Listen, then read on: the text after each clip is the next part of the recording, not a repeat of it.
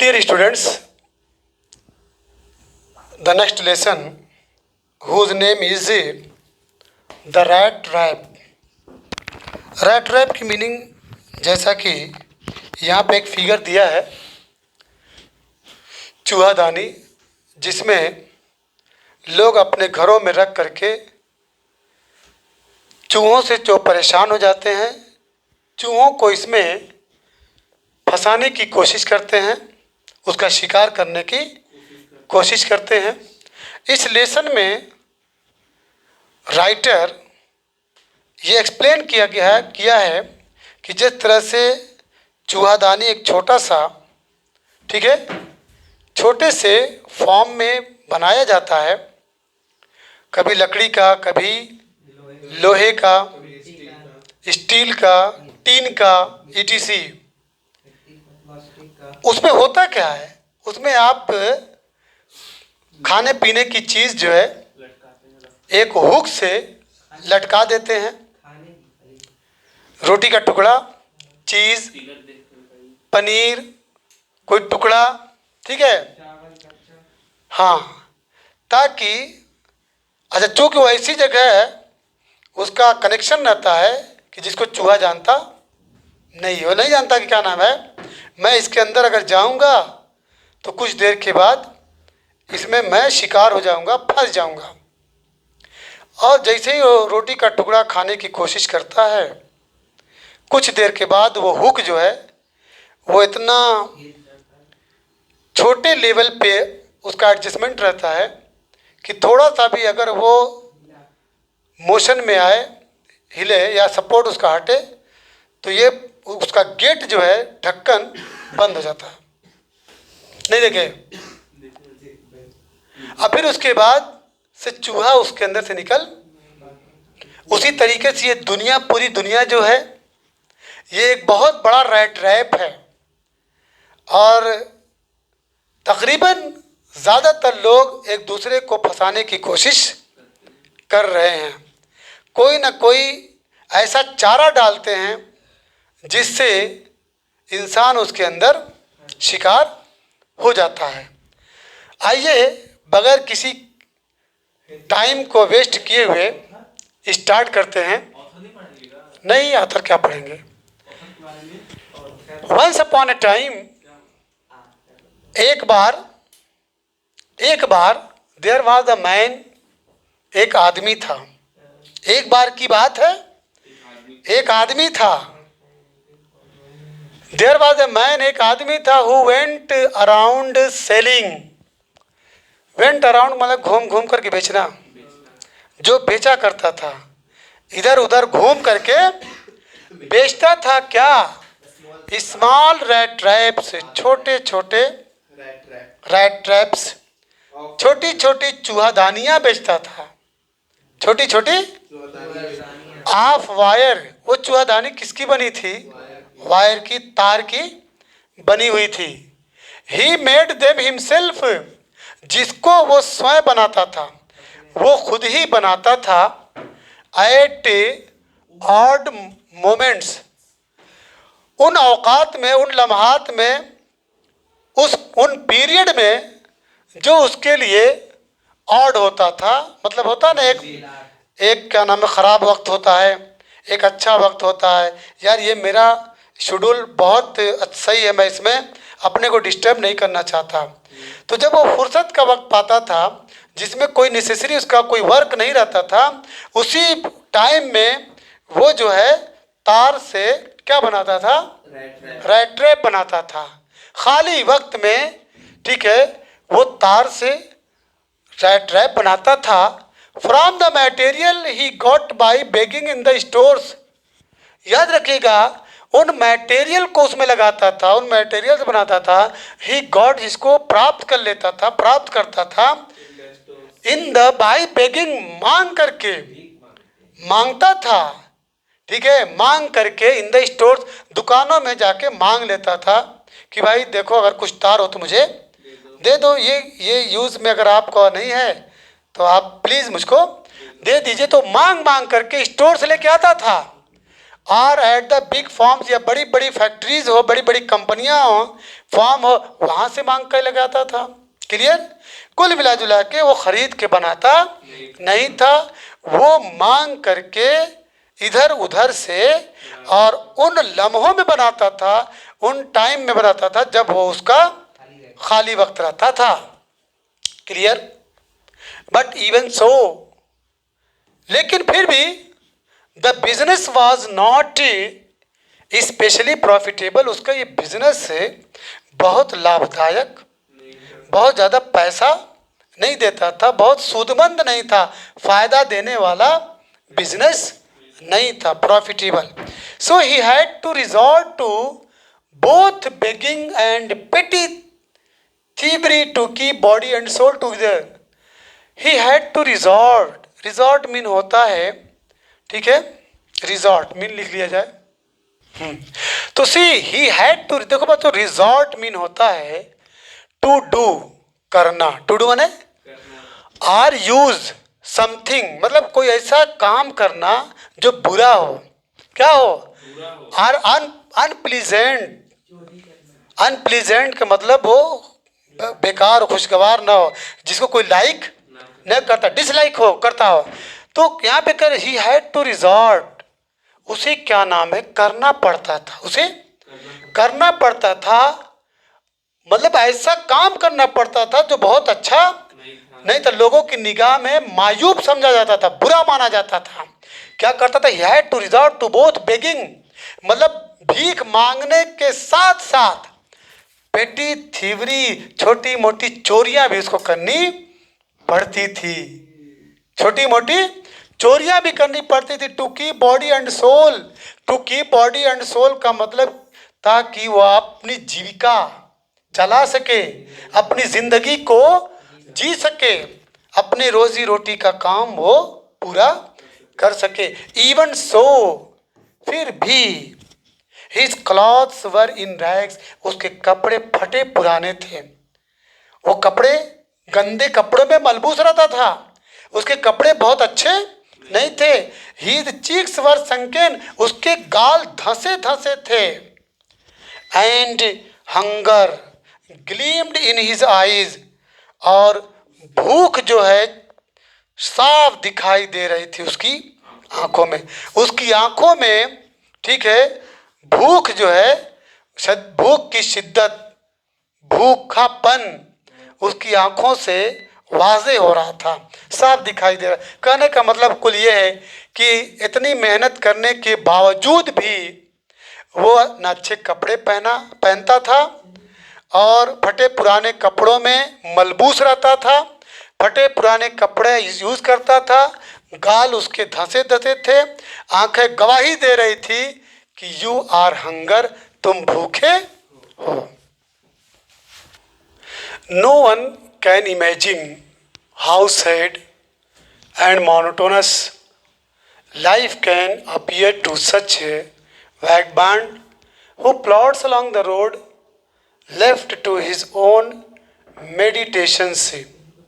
But one day this man had fallen into a line of thought which really seemed to him entertaining. He had naturally been thinking of his rat traps when suddenly he was struck by the idea that the whole,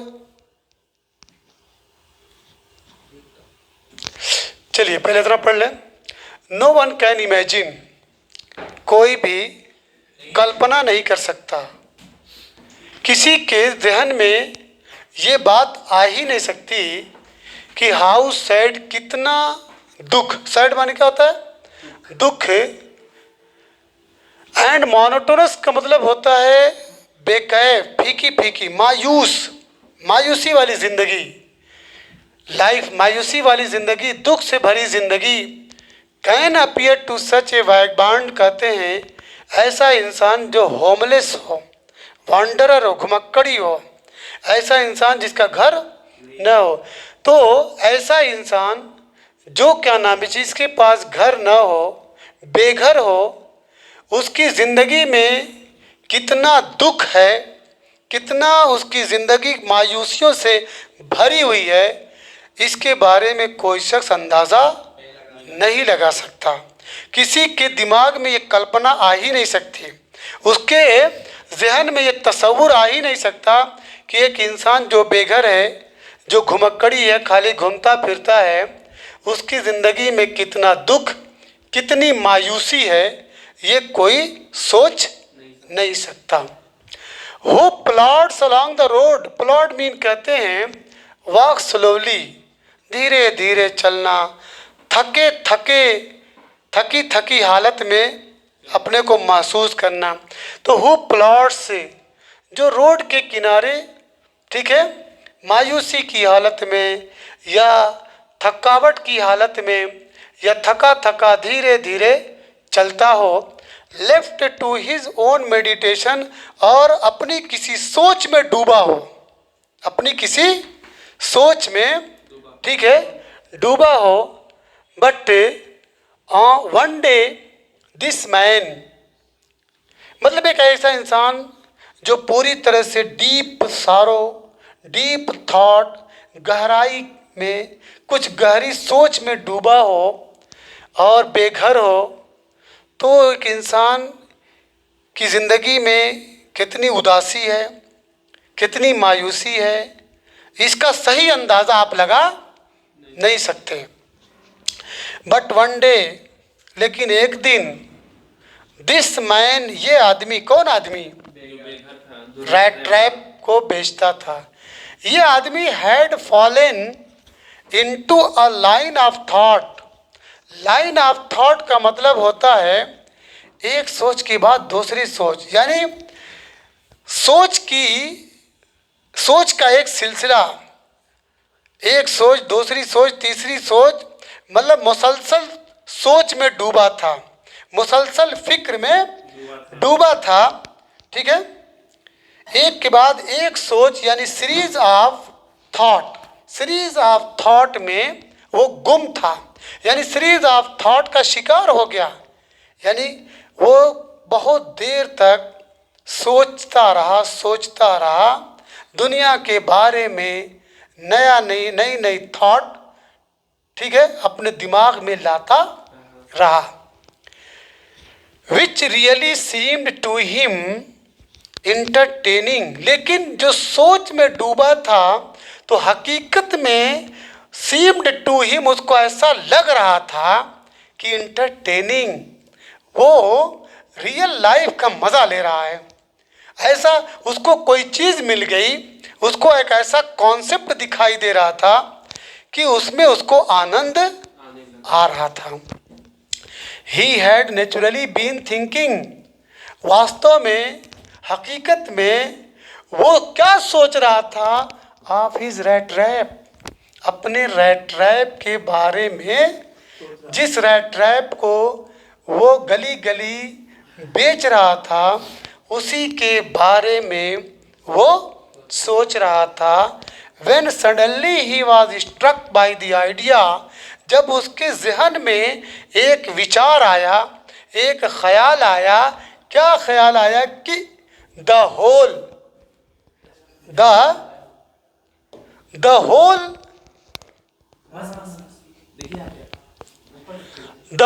world about him, the whole world with its lands and seas, its cities and villages was nothing but a big trap। देखिए बहुत अच्छा sentence है। वो जो series of thought थी ने, जो सोच की एक कड़ियाँ थी, जो लगातार सोच रहा था और सबसे पहले अपने रैट रैप के बारे में पूरा ध्यान केंद्रित था, तो उसने कहा कि दुनिया जो है उसके नज़दीक, ये दुनिया का मतलब द वर्ल्ड, ये पूरी दुनिया जिसमें लैंड है, पूरी दुनिया जिसमें लैंड है, सीज, और क्या है? समुद्र है, इसी दुनिया में शहर भी हैं, इसी दुनिया में विलेजेस भी हैं। Was nothing but a big rat trap, ये कुछ भी नहीं है सिवाय एक बहुत बड़ी चूहा दाना के, बहुत बड़ी चूहा दानी के, इसके अलावा ये नथिंग है। ये बड़ी बड़ी इमारतें जो देख रहे हैं, ये आलीशान जो बंगले देख रहे हैं, ये well trained and well qualified, well groomed personality वाला इंसान जो दिख रहा है, ये सिर्फ और सिर्फ एक धोखा, ये धोखा है। ये एक ऐसा जाल है जो इसके अंदर अगर चला गया तो जिस तरह से चूहा फंस जाता है, वैसे ही इंसान भी फंस जाता है दुनिया में। तो ही कह रहा है कि ये जो इतनी आलीशान दुनिया, जिसके अंदर इतने नशेबो फराज, इतनी बड़ी बड़ी इमारतें, लैंड, सीज, शहर, वो भी मेट्रोपोलियन सिटी, ऐसे ऐसे शहर जहाँ पे कम जगहों पे, ठीक है, आपका वो चलता है मेट्रो, ठीक है, गांव was nothing but a big trap. ये बिग ट्रैप के अलावा कुछ भी नहीं है। It had never existed for any other purpose, it had never, इसका कभी वजूद ही नहीं हुआ है। इन चीज़ों का वजूद सिर्फ और सिर्फ इस मकसद से हुआ है, दैन टू सेट बैड, कि ये शिकार को सेट करें, ये कुछ ऐसा चारा डालें कि आप उसमें फंस जाए। बैट मीन होता है कोई चीज़ डाल देना जिस पे कोई भी, चाहे जानवर हो चाहे इंसान हो, लपके या उसमें फंस जाए। जैसे आजकल स्कूलों में, ख़ास तौर से जो नॉन गवर्नमेंट के स्कूल हैं, उसमें प्रिंसिपल, मैनेजर या जो भी बॉडी होती है, वो एक चारा डालते हैं, बैट डालते हैं, और टीचर उसमें अपनी, ठीक है, एक अच्छा खासा वक्त उसमें क्या कर देता है, बर्बाद कर देता है। तो ये यहाँ पे देखिएगा, इट ऑफर्ड नहीं, कहाँ पे, it had never existed for any other, किसी और दूसरे मकसद के लिए इनका कभी वजूद ही नहीं हुआ है, देन टू सेट बैट्स, कि ये सेट करें क्या, बैट, चारा डालें, फंसाने वाली कोई चीज़, कोई क्या नाम है, कोई प्लान तरतीब दे फॉर पीपल, किसके लिए, लोगों के लिए। इट ऑफर्ड रिचेज, ये ऑफर करते हैं, ये चीज़ें ऑफर करती हैं क्या, दौलत। रिचेज माने क्या होते हैं, दौलत, पैसा, जायज़, खुशियाँ आपको देंगे, शेल्टर, आपको साया देंगे, छाया देंगे, ठीक है, एंड फूड, भोजन भी देंगे। हीट, हीट की मीनिंग है बच्चों फिजिकल कंफर्ट। हीट में, फिजिक्स में गर्मी है, उष्मा है, but in the literature physical comfort देंगे। क्या देंगे, हीट में लिख लीजिएगा, फिजिकल कंफर्ट, आपको शारीरिक तौर से आराम देंगे, एंड क्लॉथिंग, कपड़ा भी देंगे। Exactly as the trap offered, जिस तरह से चूहादानी में आप रखते हैं चीज़, दूध से बनी हुई चीज़ें, पनीर, मक्खन एंड पोर्क, गोश्त का टुकड़ा डाल देते हैं, and as soon as anyone let himself be tempted to touch the bait, it closed in on him। जैसे ही कोई अपने आप को ट्राई टू अट्रैक्ट, अपने आप को उसमें जाने की कोशिश कराता है या लपकता है, लालच करता है, उसकी तरफ टेंड करता है, तो टच द बैट, जैसे ही उस बैट को छुआ, आप उसके अंदर गए, अपने को शामिल किए, it closed in on him, ये आपके ऊपर बंद हो जाता है, and then everything came to an end, और तब उसके बाद हर चीज़ आपकी ख़त्म हो जाती है।